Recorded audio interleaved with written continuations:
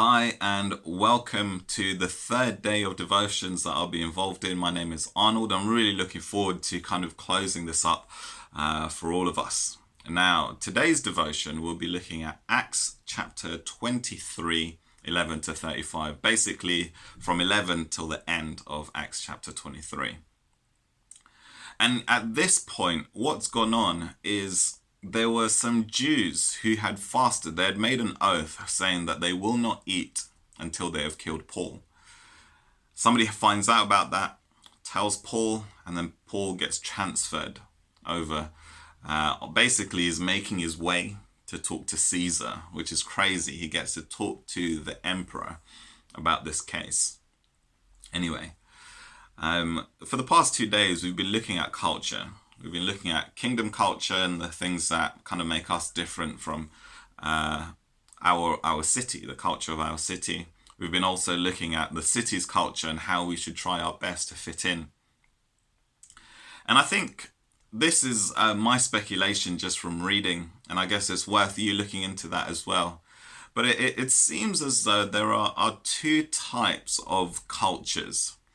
A physical culture, which namely really we should, for the most part, embrace. When we go to a city where we come from, we should try our best to wear their clothing where appropriate, speak their language where appropriate, do the things that they do wherever it's appropriate, as much as we can.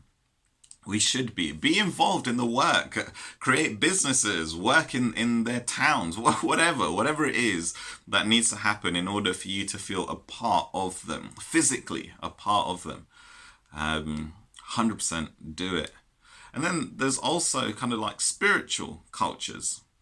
And Jesus speaks quite strongly about this. He says, out of the heart comes sin, sexual immorality, anger, malice, envy, idolatry, and so on. And these are the things that we try our best to walk away from.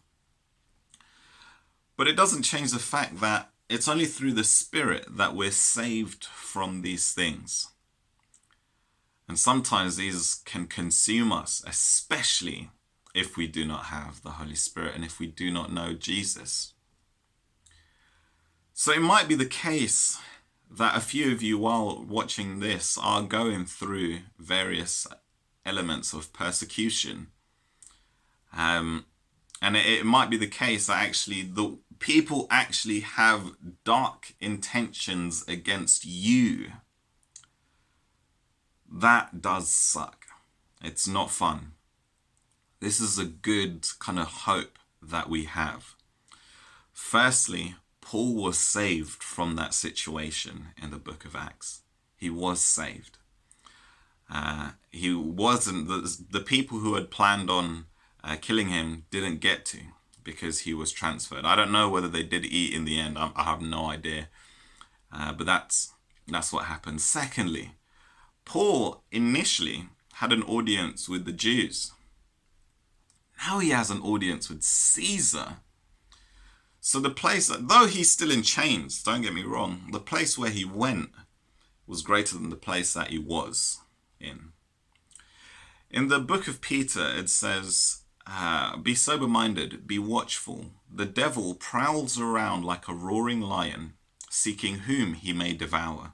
And we can see that that's what was going on with Paul. The devil was prowling around like a roaring lion, seeking whom he may devour. And then it says, resist him, firm in your faith. And this is a message for us. Resist him, firm in your faith, for the same kind of suffering of being experienced by your brotherhood throughout all the world. And after you have suffered a little while, the God of all grace will himself restore, confirm, strengthen, and establish you. That is our hope. Paul did go through that suffering.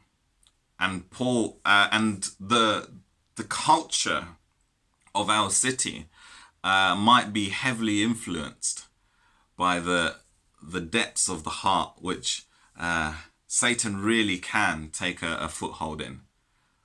But God saves, and he will take us where we were to a greater place, whether in this life or later. I really hope that was a blessing to all of you.